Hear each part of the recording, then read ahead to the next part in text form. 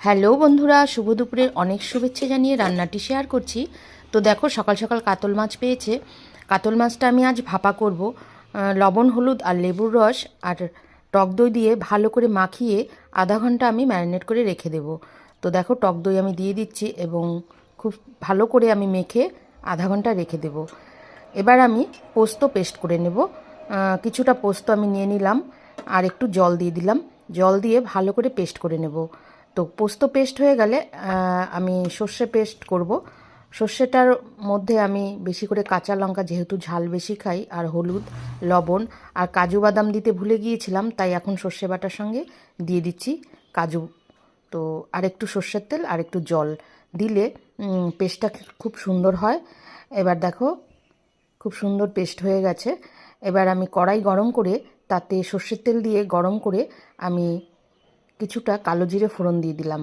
আর রসুনের ফ্লেভার আমার ভালো লাগে, তাই সামান্য রসুন দিয়েছি। এবার আমি পোস্তটাকে ভালো করে কষিয়ে নেব।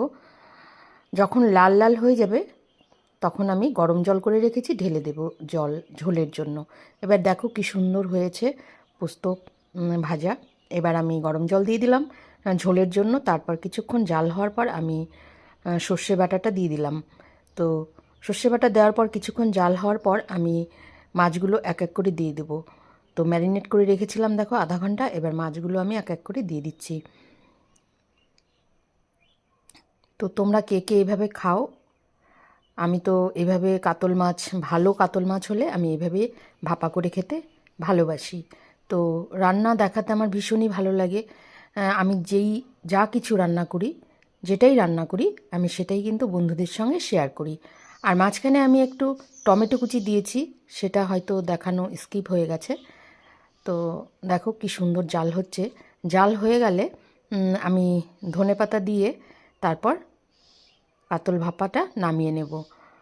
দেখো হয়েই গেছে। এবার আমি ধনেপাতা ছড়িয়ে নামিয়ে দেখাচ্ছি। দেখতে তো অসাধারণ কালারফুল লাগছে। তোমাদের কাছে কেমন লাগছে অবশ্যই জানিও। আর দেখো হয়েই গেছে, অসাধারণ লাগছে দেখতে। জানি না খেতে কেমন লাগবে। তো দেখো হয়ে গেছে তরকারি। এবার আমি একটু বেগুন ভাজা করে নেব। শীতের বেগুন গরম গরম ভাতে বেশ ভালোই লাগে। তার সঙ্গে যদি একটু ঘি বাটার হয় তাহলে তো আর কথাই নেই। তো তোমাদের কাছে কেমন লাগছে আমার রান্না? আর ভাতটা আমার হয়েই গেছে। তোমাদের কি সকলের খাওয়া দাওয়া হয়ে গেল? তো ভালো লাগলে অবশ্যই লাইক, কমেন্ট, শেয়ার করে